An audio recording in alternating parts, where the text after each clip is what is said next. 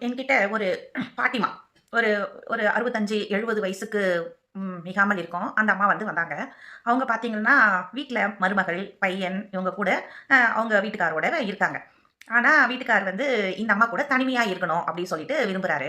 ஆனா, அந்த அம்மாவால அவங்க கூட இருக்க முடியல. ஏன்னா, மருமகள் இருக்காங்க, பையன் இருக்காங்க அப்படின்னு சொல்லிட்டு ஒரு கூச்ச உணர்வு அவங்களுக்கு.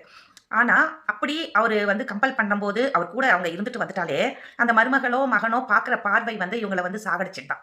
ரொம்ப கஷ்டப்படுறாங்க. "அசிங்கமா இருக்குதும்மா. எனக்கு அவங்க வெளிய வர பிடிக்கல. பயமா இருக்குது. அசிங்கமா இருக்குது. அவங்க பார்க்குற பார்வை ரொம்ப அசிங்கமா இருக்குது." அப்படி சொல்லி ஃபீல் பண்றாங்க. ஆனா, நம்ம அப்பா, அம்மாங்க எவ்வளோ வயசுல எப்படியெல்லாம் அவங்க சந்தோஷமா இருந்திருப்பாங்க. அவங்க சந்தோஷத்துல தான் பிறந்தவங்க தான் நாம. அதனால நம்ம அப்பா, அம்மா சந்தோஷமா இருக்கிறத நம்ம எப்படி விடுவோமோ, அதுபோல மருமகள்களும் பார்த்தீங்கன்னா, அவங்களும் அப்பா, அம்மா மாதிரி தான். அவங்க சந்தோஷமா இருக்கிறத விடணுங்க. அதாவது அவங்கள அசிங்கமான ஒரு பார்வையில பார்க்கக்கூடாது. ஏன்னா, அவங்க கூனி குறுகி அவங்க வீட்லயே இல்லாத ஒரு ஹோம்க்கு வந்துட்டாங்க. என்ன ஹோம்ல சேர்த்துருமா. நான் இங்க இருக்கவே மாட்டேன். எங்க வீட்ல இருக்க மாட்டேன். என்னால முடியல. அவர் தொல்லை என்னால தாங்க முடியல. இவங்க எதிர்ல என்னால வாழ முடியல. அப்படி சொல்லி ரொம்ப கஷ்டப்படுறாங்க.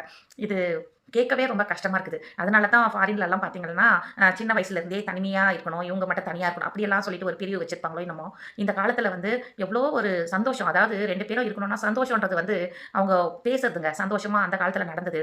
அவங்க எவ்வளோ காலத்த அனுபவிச்சிருப்பாங்க. எவ்வளோ அனுபவம் இருக்கும் அவங்களுக்கு. எதையோ ஒண்ண பேசி, அவங்க கொஞ்சம் சந்தோஷமா இருக்கட்டும்னு சொல்லிட்டு விடணும். அது அவங்கள நம்ம அசிங்கமான பார்வையில பார்த்து அவங்கள கொச்சப்படுத்தக்கூடாதுங்க. அவங்க அவங்க அது தாங்க மாட்டாங்க. அதனால நம்மளுடைய அப்பா, அம்மாவும் சரி, மாமனார், மாமியாரையும் சரி, யாரா இருந்தாலுமே அவங்களுடைய ஃப்ரீடம்ல, அவங்களுடைய பிரைவசில நம்ம தலையிடக்கூடாது. அத அசிங்கமாவும் பார்க்காதீங்க. இது இயற்கைங்க. கடவுள் குடுத்திருக்கிற ஒரு இது இப்படிதான் இருக்கணும்ன்ட்டு கடவுள் அதுக்கு தான் திருமணம்ன்ற ஒரு வைபவமே நடத்துறாங்க. அதனால அவங்க சந்தோஷமா இருக்கிறத நம்ம சந்தோஷமா எடுத்துக்கிட்டோமே தவிர, அவங்கள அசிங்கமா பார்க்காதீங்க. தயவு செய்து யாரா இருந்தாலும் நம்ம அப்படி இருக்காதீங்க. வேண்டாம்.